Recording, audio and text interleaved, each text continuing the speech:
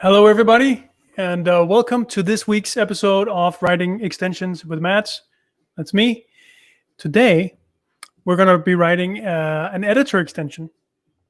And what's really cool about this particular extension is that it's one that can be used in Visual Studio for Mac as well.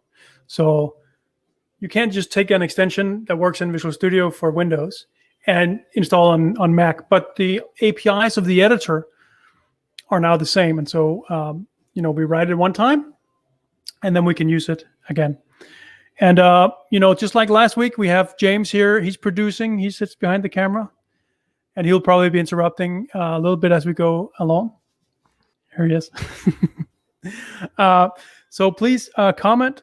I have a strange setup today. I have like an iPad down here so I can see your comments coming in. So I don't use energy on my laptop to produce and do all the streaming and all that sort of stuff. So, okay. And I think James had the URL up there for the GitHub repo that we're going to be using. And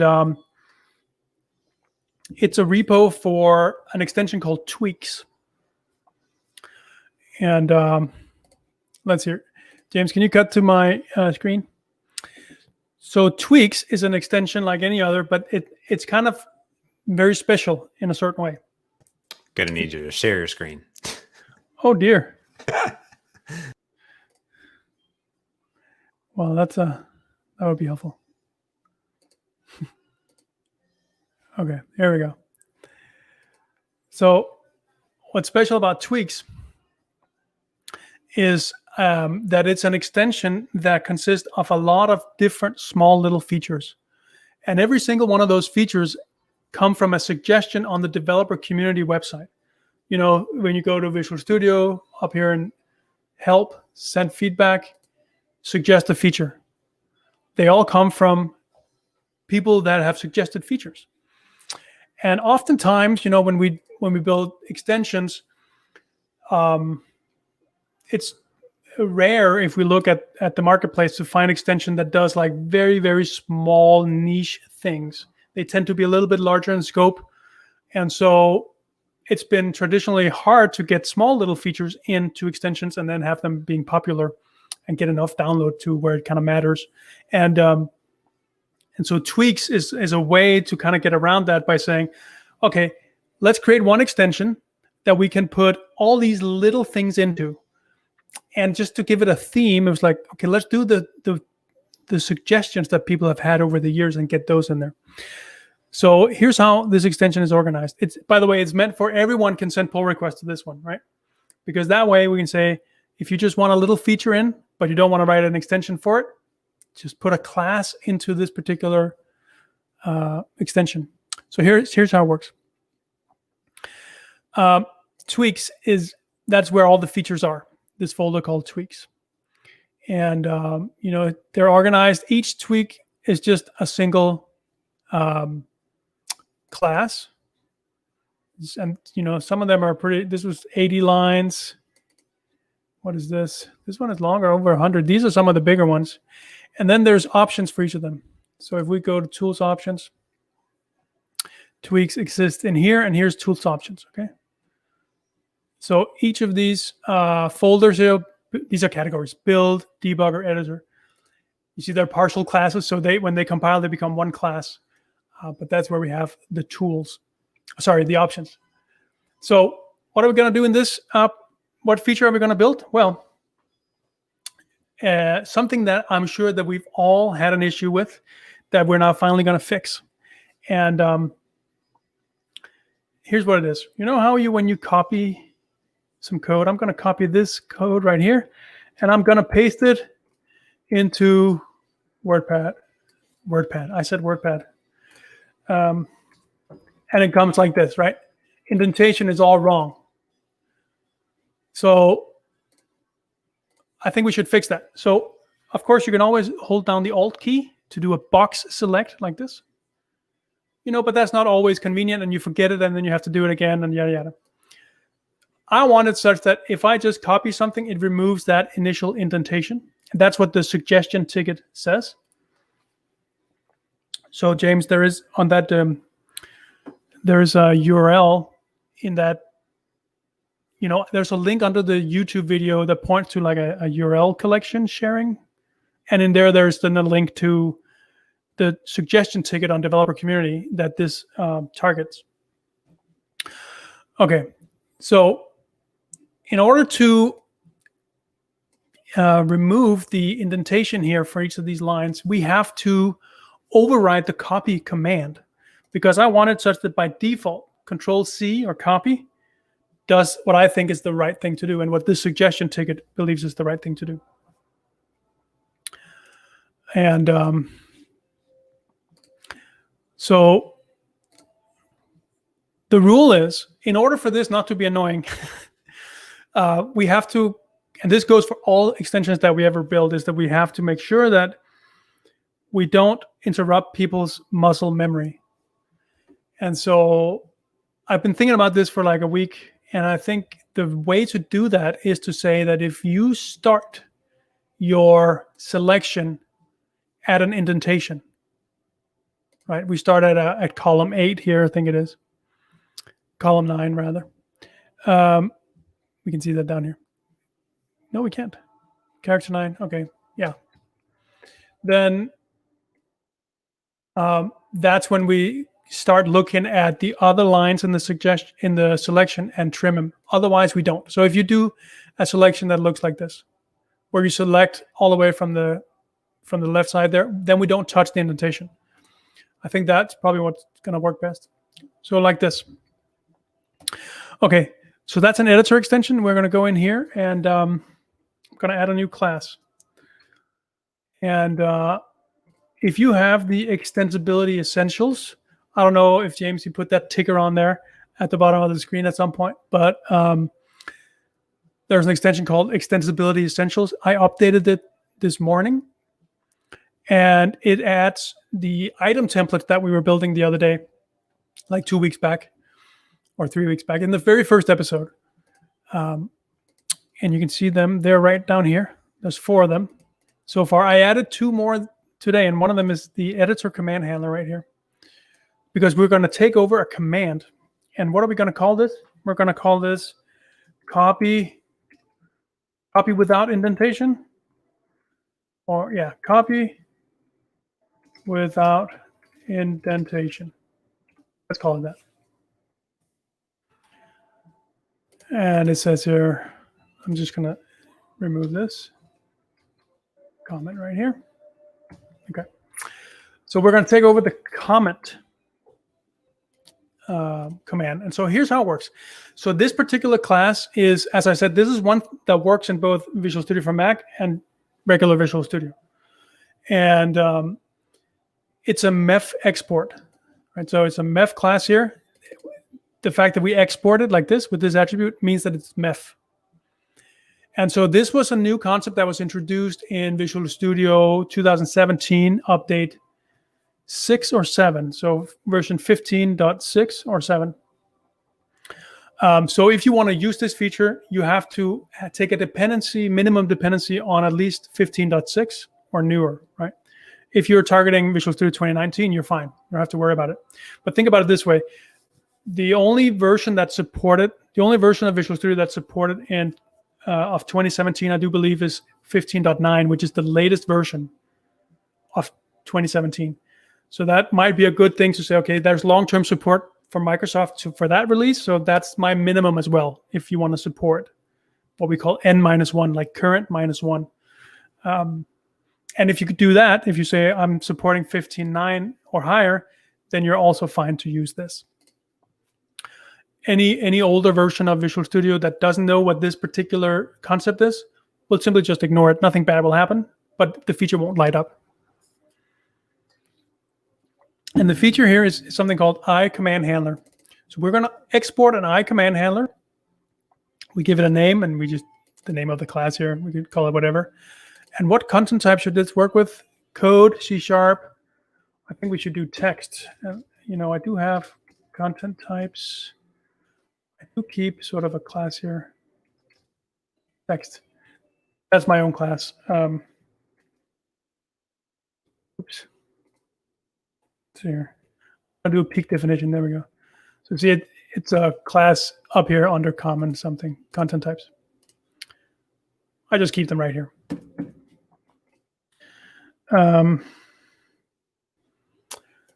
So in order to make a command for either create a new command or take over an existing command, I need an instance of this class that implements command handler. And in this case, we want to take over a specific editor command arcs. So editor command arcs, let's take a look at that. It's an abstract class. It's a base class, okay? And you can see here, it lives somewhere in the Visual Studio SDK. And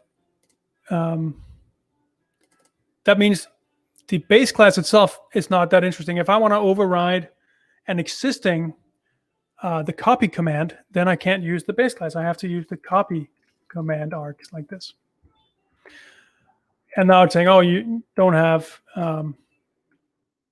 interface implemented. And I think it's because I need to do this.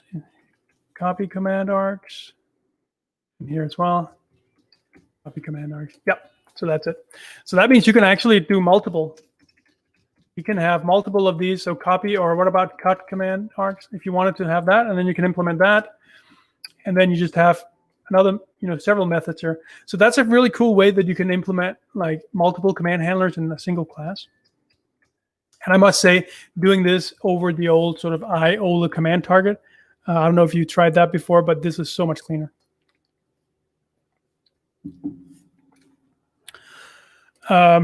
Yeah, so Raz, he's saying that this might remove all indentations through which will disrupt subsequent lines that follow scope indentation, though. Right, so we have to be careful here. And there's an interesting thing. This actually brings up a really interesting point because, when we build features for Visual Studio, we want them enabled by default for a few reasons. One is like, if they're disabled by default, then people have to go discover that it's even possible to enable them. Right? How would they know? Another thing is, if it requires that you go to like tools options, very few people actually do that. And we know that people don't really go to tools options. And when they do, it's for a specific reason. It's not just to explore if there's anything new. And so discoverability is really a problem. So for this to really be effective, we have to make it the default behavior, and then you opt out of it. You can say, no, I don't want it. But because it's default, we have to make sure it doesn't change people's muscle memory and it doesn't interrupt or ruin anything that they're currently doing, right? So Raz, good point there. We have to be careful. Okay, so let's start with, there's three things that we need to override. Display name. It's not going to be displayed anywhere. Well, maybe it is, but I don't know where. And so we just give it name of the class. And then two methods, execute and get command state. These are the equivalent, if you know IOLA command target, to the query and the execute or exec. So in the get command state, we're just saying, well, is this available? Is it unavailable, or is it unspecified? So if I say it's available, my execute command method is always called. If it's unavailable, it's never called. And if it's unspecified, then it's called, and then my execute command method is called, but I can kind of stop the flow up here because I'm now taking over a command. So I want to make sure that after I'm running my logic, that we don't run the regular copy command. So I need to be able to stop it right there after I'm doing what I'm doing, such that it can't happen. So the regular copy won't come again afterwards, if that makes sense. Okay, so let's do it. So the first thing we need to do is to get the selection and then figure out if it starts on column 0 or further in. So let's look at so first of all, we're just going to return false at the bottom here. I think if we return false, it falls back to, it just continues the chain to see if there's other command handlers for this particular command, which in this case there will be. Is that return false or return true? That's my problem. It's not it doesn't return an enum. So you have to guess what is true, what is false.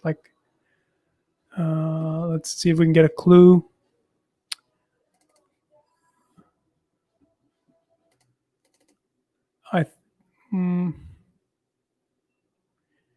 So if we return false, then so return true stops it. Okay. So let's do that. So let's get the selection.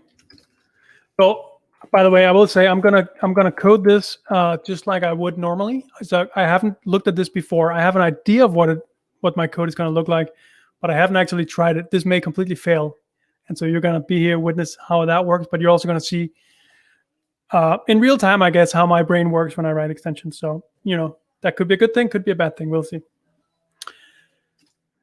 So we're gonna use the arcs. And in the arcs, we got two interesting things. We got text view and the subject buffer.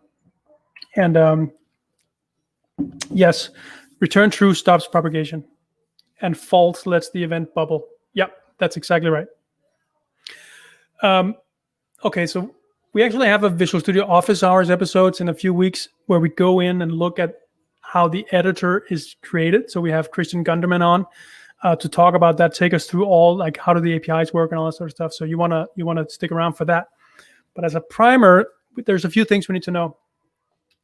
Like, what's a text view and what's a text buffer? I'll give you and I'm no expert, but I'll give you the super quick lowdown of that.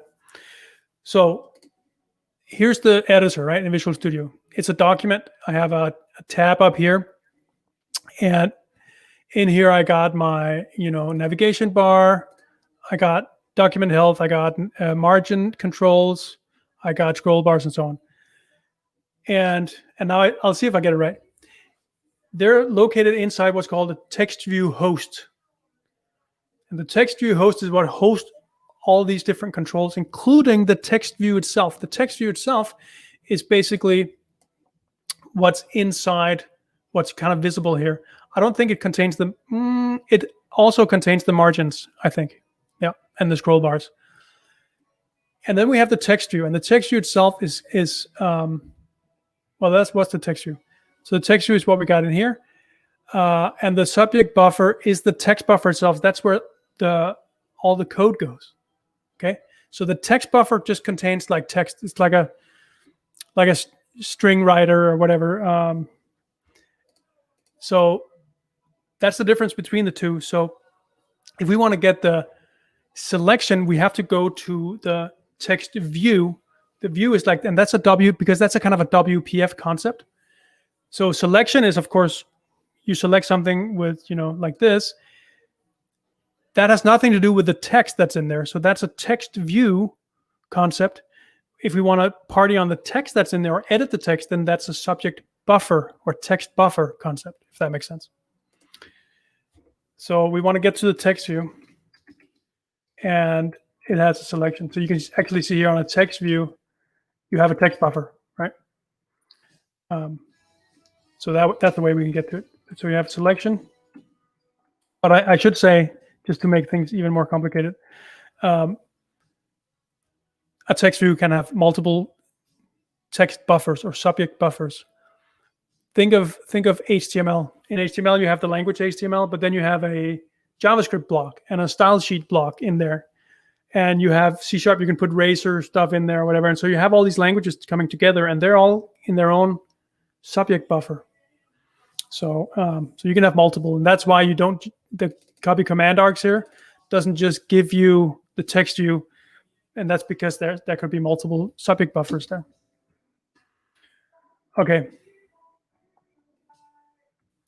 So we could do some checks to begin with to see, do we even want to trigger, like, oh, if my selection is empty, then I should, return false. Like, say, okay, I'm going to pass on this, hand it off to the next one. That's probably a good idea. Let's do that when we kind of clean it up. So we want to start. Is that right? So what is it that we want to know? We want to get the line. We want to get so we have a selection. Let's just keep the selection there. We want to know if the start position is also the start position of the line, or not, because that's what's going to determine if we want to party or not. So we can say if selection start. No, we need the text view line first. So for that, we go selection start. No, we go args text view get line. Try get text view line containing buffer position. And what's the buffer? That's a snapshot point. So the snapshot point would be, let's see here.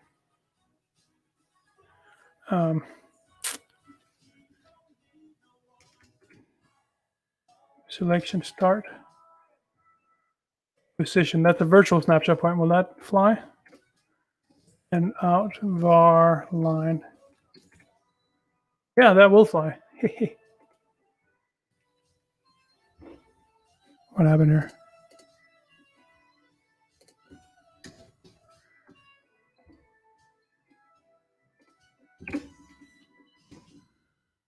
What's wrong with my code? Oh.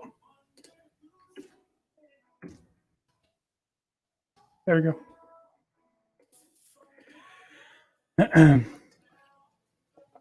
So we're going to try to get the line. So if line, so what are we saying? We're saying if line start is less than selection start.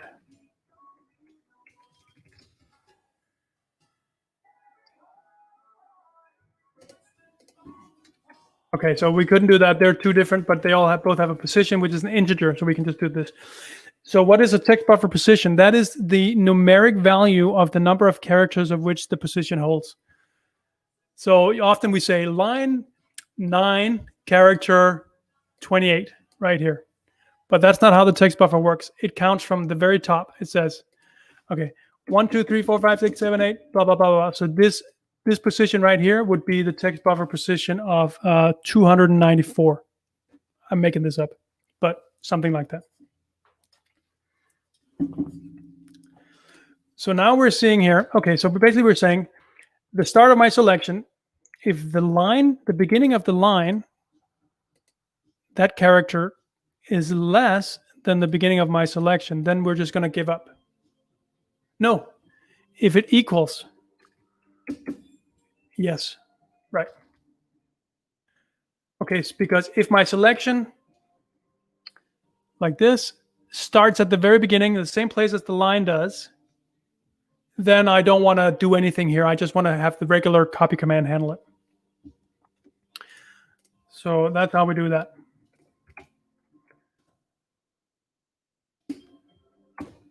Okay. All right, so now we know that we're going to start stripping off the indentation. And we know how much to remove based on the indentation, based on the difference of precision between the line start and our selection start. Is this bulletproof? No, because you could have a situation where you use where you have mixed tabs and spaces, and in that case it wouldn't work. So we could like check for whether or not it contains pure white space or not, and that's probably what we should do. Okay, but first we have to like take them line by line and remove them. So we should probably use a string builder.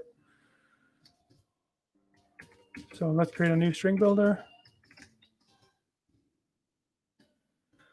And then we need to get the lines, and so args. So try get text view lines. Yeah,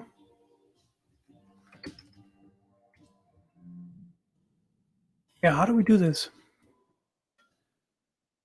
I mean, we could just take the selection text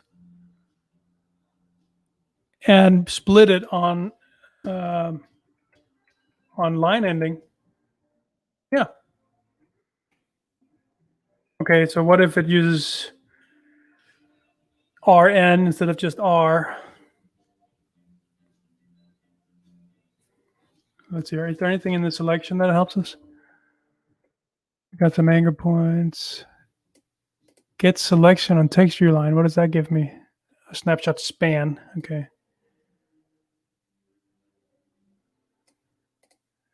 I get spans, but how many do I get? Do I just get one or do I get one per line? Let's find out. So let's find out. Let's just run this. And so because this is a MEF component, it has an export up there. I don't have to register it in my package class like I would have if it was like a regular command or like an old school command, IOLA command target. Because with MEF, I don't have to do that. It's automatically discovered.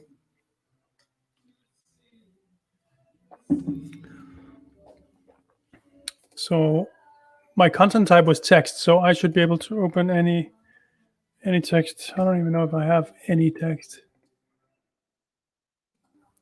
Here, this is any text.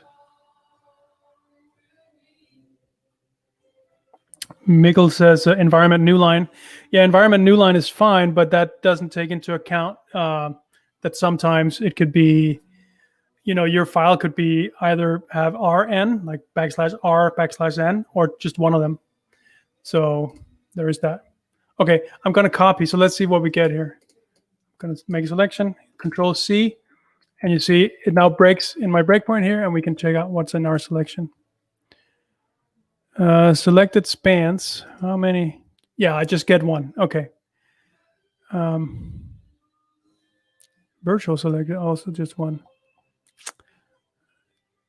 And so let's see here if there's a. Okay. So what I'll do, this might be, there's someone out there that are like performance geeks, and they're going to say, you're doing it wrong. That might be fine. So send me a PR. That would be awesome because I'm going to do something. Let's just do the environmental new line for now. So we're just going to do lines equals selection get text. Oh, I can't do the text. I need to go to the subject buffer. Okay. The current snapshot, get text, and I can give it a span, I think. Yep. So arcs, no. Oh, selection. Is there a span? Selected spans. And I could just do this. So could there be more than one span? Yes, because I can do the multi-cursor thing, right? Like this. So now there's 3 spans. So that's one way to check. I should check check to only work a single span. Yep. So just a little reminder to myself here. Yes, Dark Coder. My kid did come to the stream in my build session. That's right. Okay, so line. So I can say, okay, so this is just text. I'll have to split it, right? So split this line on RN, let's say. Oh, because it's a string, I have to do what?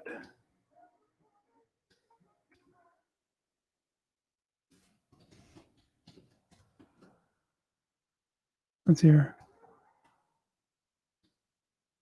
Oh, I can do, okay, now I have an idea.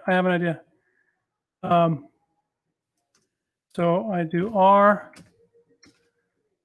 and then string split options. Do I have one of those? Yep, string, and remove empty entries. Boom. What?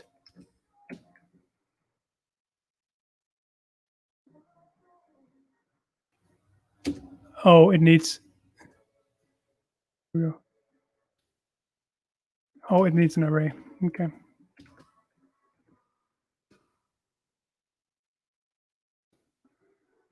There we go. That's a very long, ugly line. We can fix that later. Okay, so now I have my lines. And then what do I need to do? I need to say for each line and lines. Okay, let's figure out what my indentation level is. So my indentation is basically line selection start position position minus the line start position, just like that. And so then we can say, so first of all, we need to just add each line, right? So line skip, I want to skip the first line. What's this one complaining about? Oh, I haven't used it.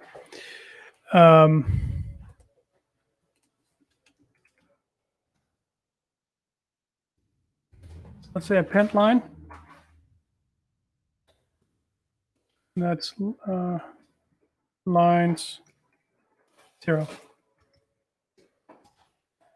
And then we need to do, what do we need to do? I guess we need to figure out if it's empty. So we need to figure out if the indentation level is empty on the next line. So in that case, we say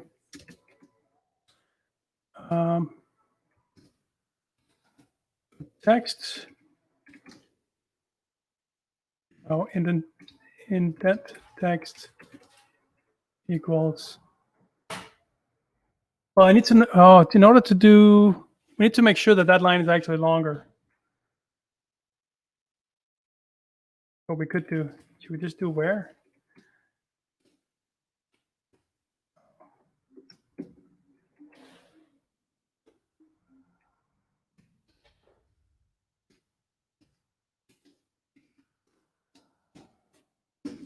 Like that. So in that case, we can just do subtext or substring. So then we can say line dot, no, what can we say? We can say line. No, I can't do where. I still have to enter empty lines. So I'll have to do an if statement. Okay. So we'll have to say if line length bigger than indentation, then do something. Do we have an else? Maybe we should always just add, in case this doesn't work, we should always just append line, the line here in case that it's empty or whatever.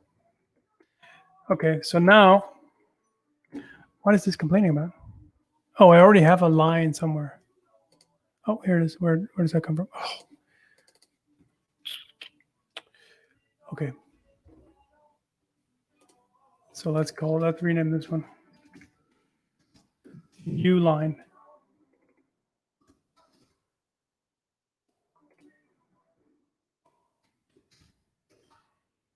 There we go. Okay. So, so does the buffer fill tabulation as spaces? No, it does whatever you put it in. So if we do, is it RW? You can see I'm using spaces right here. Control RW, show you. So these dots means that this is spaces, but they could be tabs. And so it depends on your settings. So the text buffer just does whatever the file has in it. It has tabs or spaces. It doesn't make any decisions about that. Okay. So we have our line, substring, 0, comma, indentation. That wasn't a comma. Okay, so that's our indent text. So if not, indent text is, no, not string is null or white space. No, if, what are we doing? If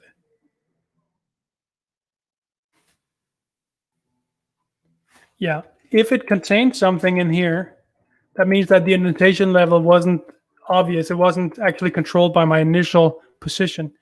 And in that case, I should completely abandon and return false. like give it up, like exit my code completely.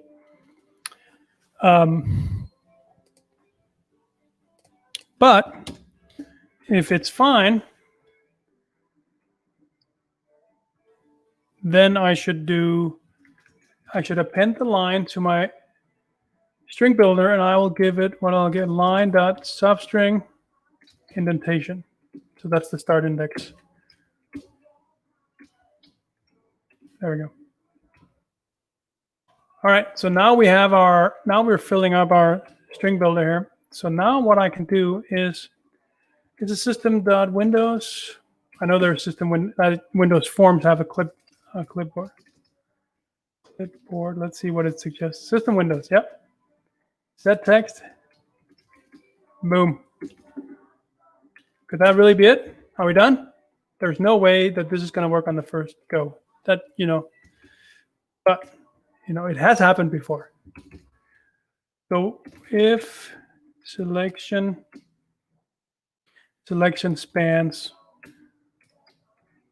count is bigger than this 0 index, and you do count? No, it's 1 index, right? People out there, a count is like would return 1 if there's 1 in there. It's not a 0 based index. Funny how I doubt all that stuff once I do it live. Yeah, Murphy's Law won't let it work. We'll see. So we need to exit here. There's another thing we need to do, or maybe let's just test this out first. Let's just put a breakpoint and let's run. The moment we've all been waiting for.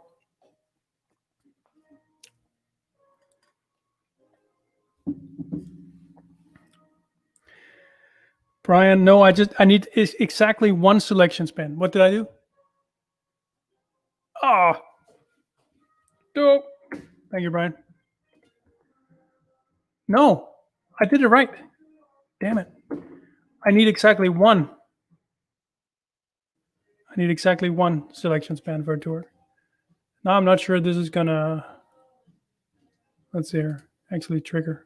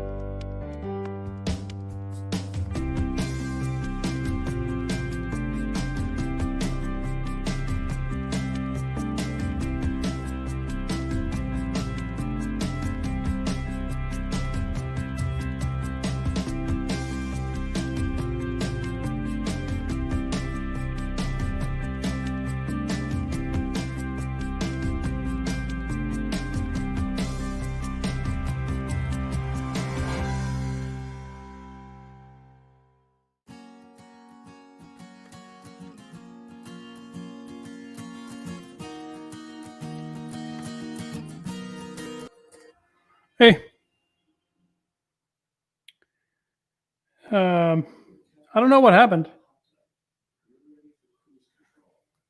Are you there, James? Hey, oh yeah, you're still good. I just put a little "be right back." You're all great. I saw that. How long was I out for?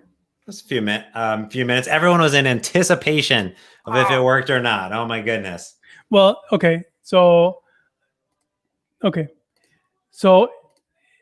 it didn't work. So what happened was that I did not return false at the end after I've copied to clipboard, which means the regular copy command came in afterwards and did what it normally does. Then I fixed that, so I now returned true, I think.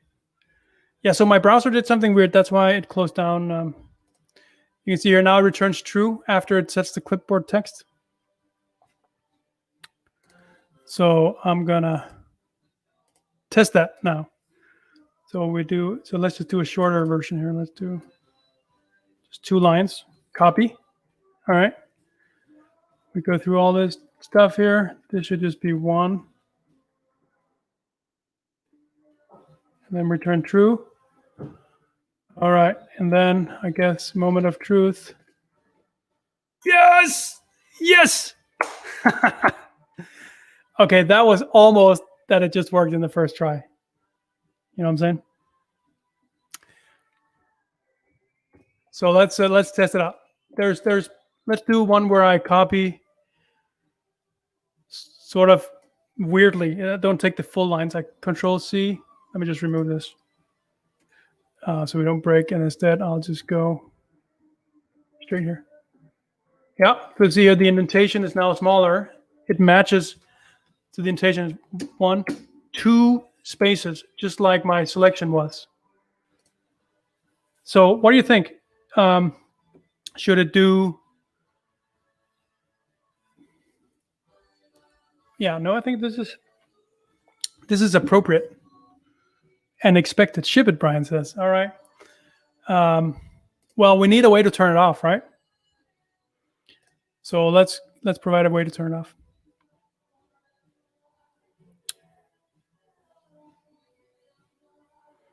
And we need to do some tools options there.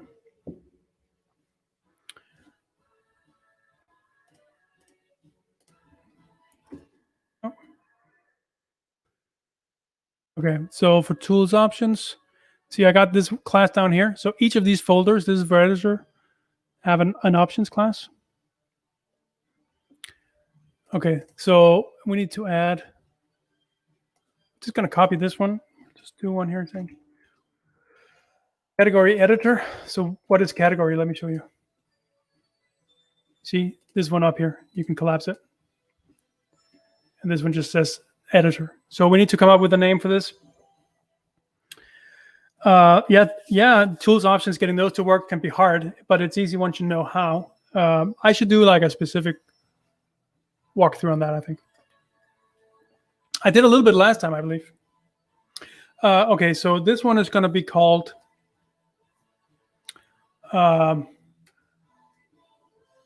copy without indentation.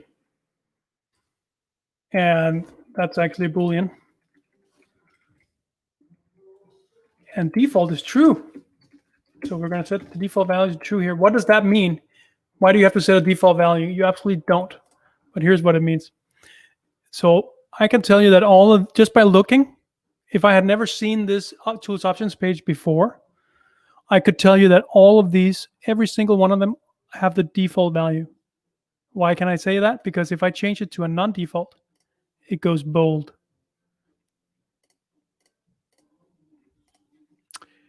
And that's what this attribute does. Okay, so this is copy without indentation. You could also be remove indentation on copy or something like that. Determines if leading indentation should be removed when copying the selection. Any objections, people? Test case, copy using control key to select multiple disparate lines. Well, that doesn't work because that would give me multiple selection spans, right? And I say specifically, I'm not going to do that. So could we support it?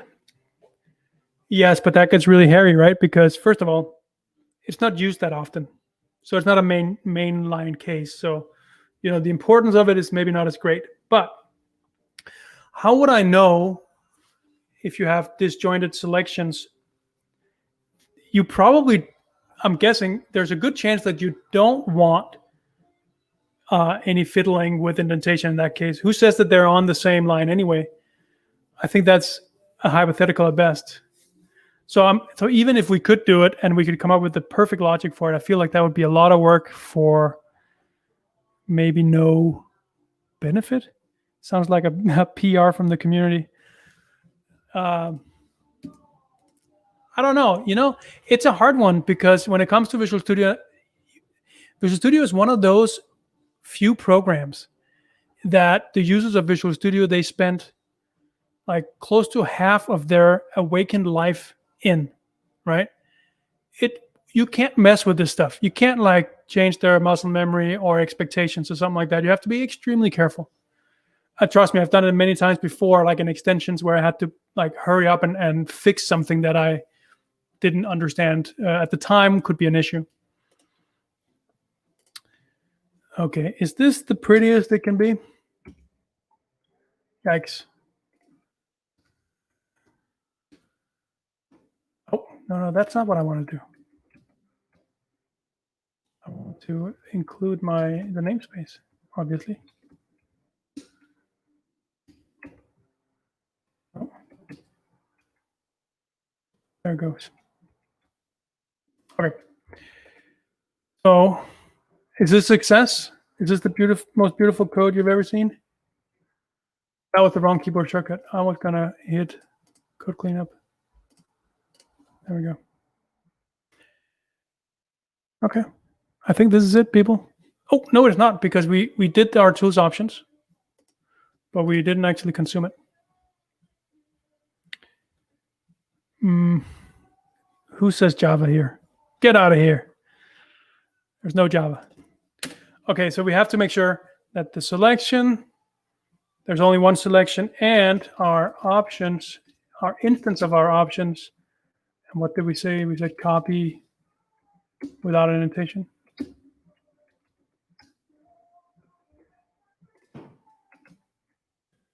This should be or, right? Only one of these have to be true. I mean, here, you have to have more than one or have set this to false. Let's try it. This time I'm just going to do Control F5. Code review plat. Thank you, Raz. I passed the code review. Okay. I appreciate it. I could clean this up. I could totally clean it up.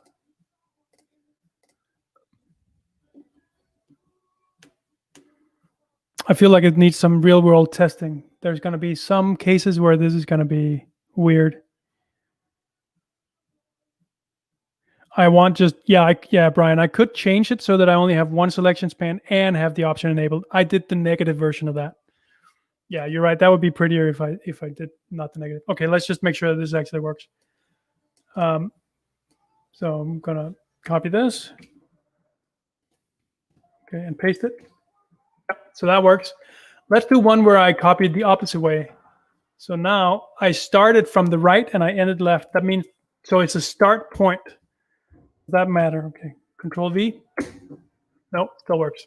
Okay, good. Let's disable it and see what happens. So this was under editor. Copy without indentation, false. Okay, we do it again. So now we should see that only the first line goes all the way to the left. Yes.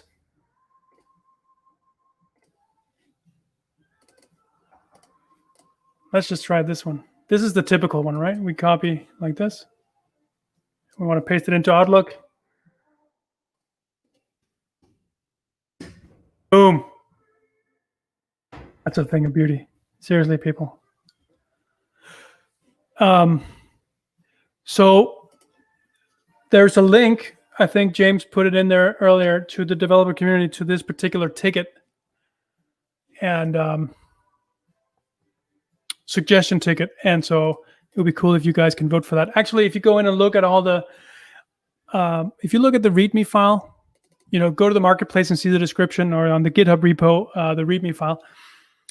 It has the, see, all these features are here, and every single one of them have like inspired by a suggestion and then a link to that suggestion. And so, votes here would be really good, because ultimately I want this to be built into Visual Studio, all of this stuff, right? So that's the secret goal. So we need to put this in here. This goes into the editor. Where do we put it? Something about copy. Yeah, I think it belongs here after the whole copy thing. So what do we call it? Copy without indentation. I don't know if I like it. It's almost like I want to say remove indentation or something like that. But anyway, copy without indentation. Copy. Yeah, this is without. That's a long identifier. And that goes next to copy without indentation. Where's the other copy thing? Autosave. Where the hell did it go? Oh, down to the editor. Okay, I need to go all the way down. IDE, build, debugger, and then editor. It's alphabetical. Here.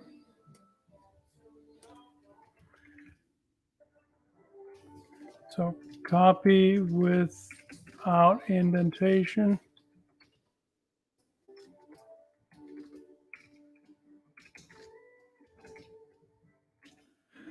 And yeah, I'll have to find the link. So I'll do that later. But it's basically called, I forget. And we could put our screenshots in here. So removes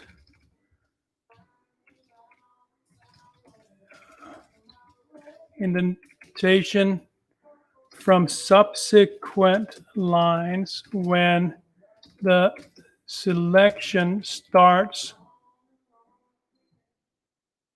after leading indentation. Oh my God, that's horrible. Removes indentation from subsequent lines when the selection starts. Oh, okay. So does that means we need a screenshot, right? Because how can you actually do that? How can you actually make sense of that? What's your name? Intelligent indentation on copy. Well, that doesn't really say anything either. Intelligent in what way? Like it colors it blue? I know what you're going for though.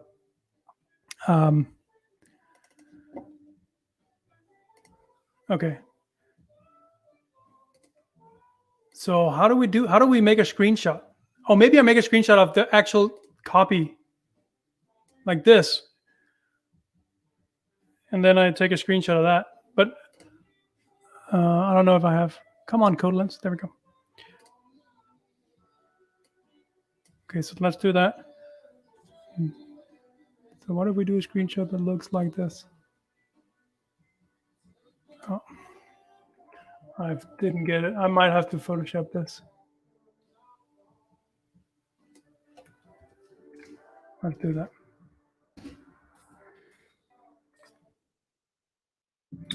Windows key Shift S. That's right. Can't live without that. And then Paint.net is another tool you can't live without. I thought I copied a little bit of the. No, I didn't. Wow. Oh, there is one thing I did copy. That was. Oh, let's see here.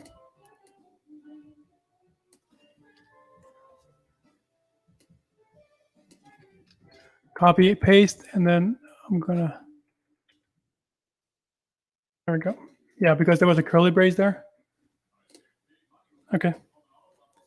So we can just take that. I can just copy this. I don't actually have to save it to disk. I could, but check this out if you don't know. I can just go into my Markdown editor, Control V to insert, and then it says, okay, where do you want to put it? It already knows where my solution is. I'm going to put it in art, and I'm going to call this copy without indentation. Boom.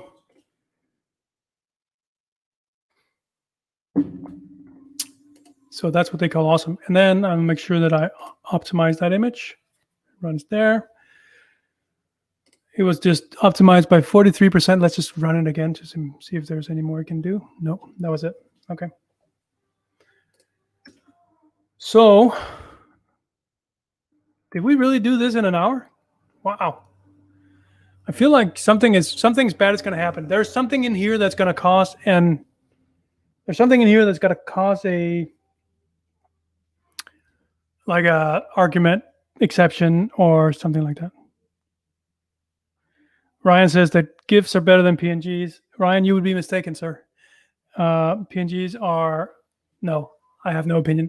I always do PNGs. I only use GIF if I have to do animations. I think it used to be that GIFs could only do 256 colors, whereas PNGs are like 24-bit or whatever. You know what the fun fact here from producer behind the scenes, GIFs are actually not super accessible. That's also another issue too. So compared to like doing a video, perhaps with some closed captionings in them. So you actually see like less GIFs on the Microsoft properties because they're not as accessible as images or movies with different things built in. Fun fact. Thank you, James.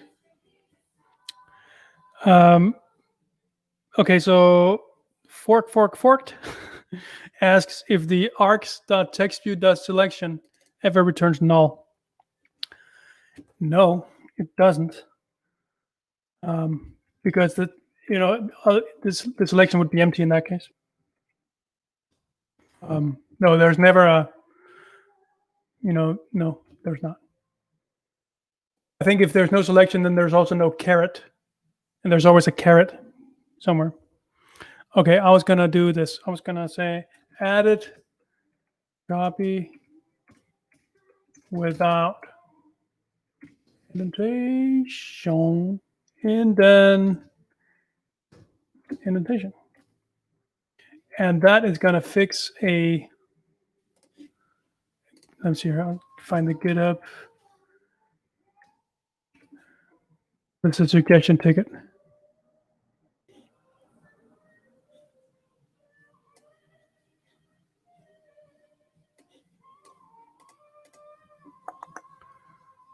Let's see here. This one.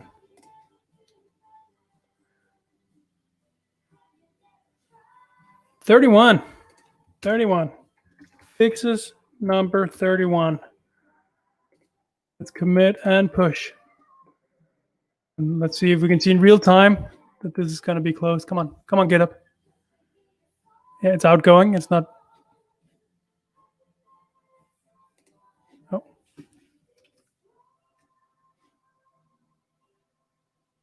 Come on. What if I refresh? Oh, now it's done. Okay. Visual Studio hadn't fully committed.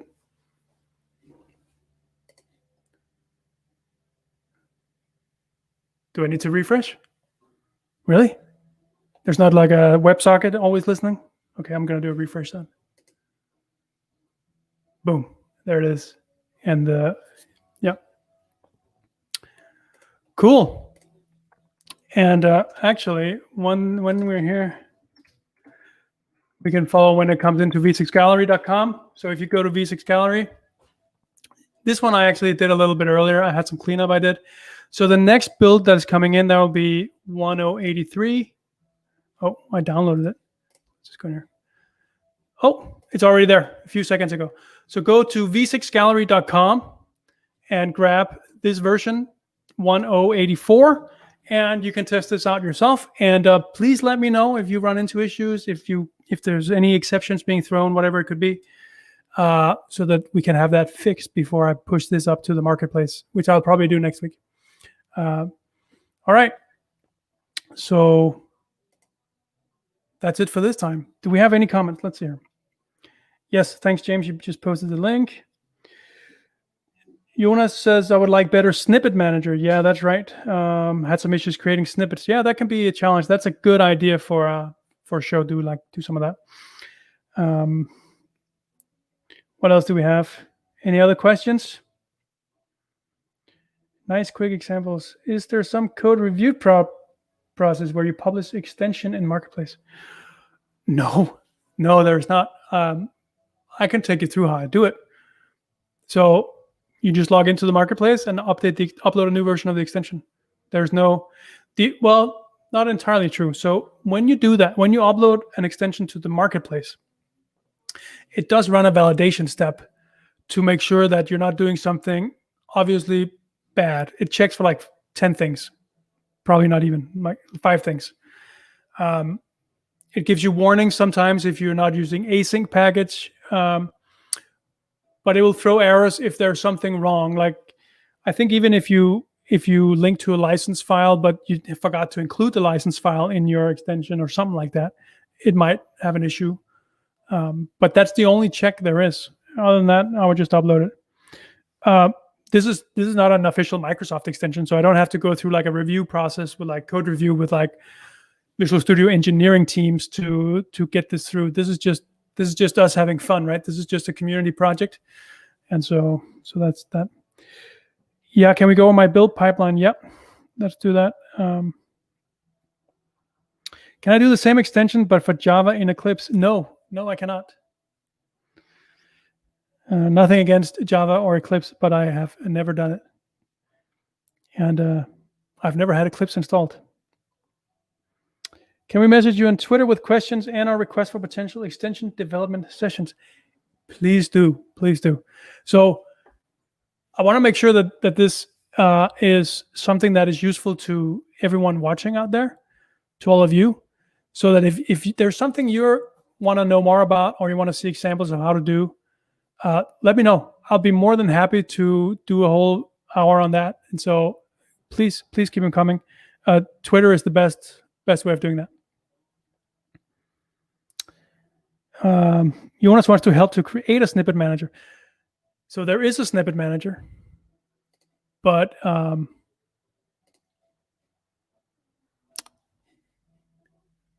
tools, snippet manager. It's awful. It's old.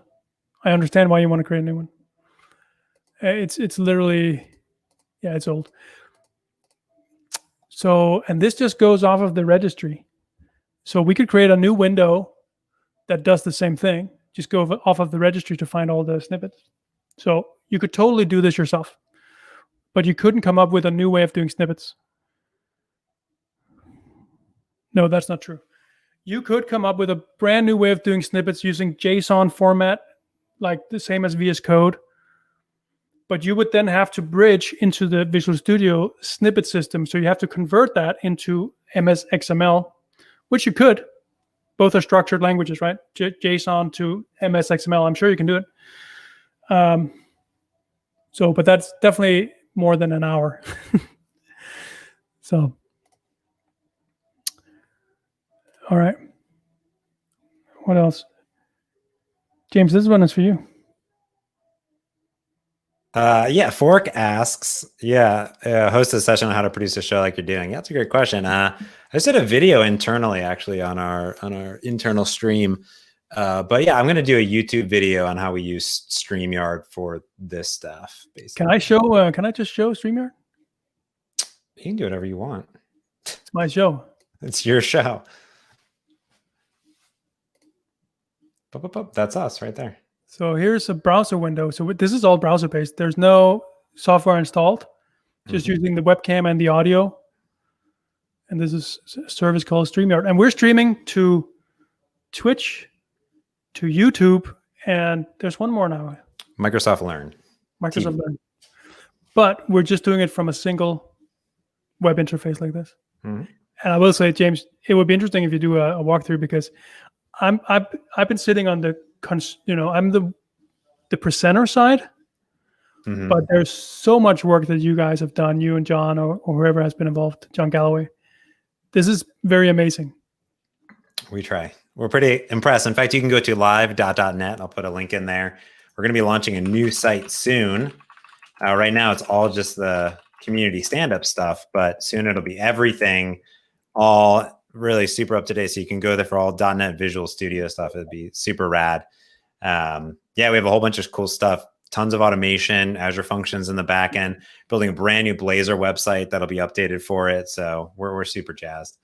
But yeah, it's good. So I'm going to do a video and then maybe I'll have that in there. But yes, I don't. You're the only show that I produce, by the way. So it's only because I was telling Mads, I said I already watch your show, so for me to produce it is me just watching it like I'm already doing. So there you go. Yeah, and it came about because we had some issues because I just have a single laptop. I don't have like a workstation that's more beefy that can handle Visual Studio and all that. But I think we're good now. So here's what I'm doing. Let me show you. This is behind the camera. It's in front of the camera.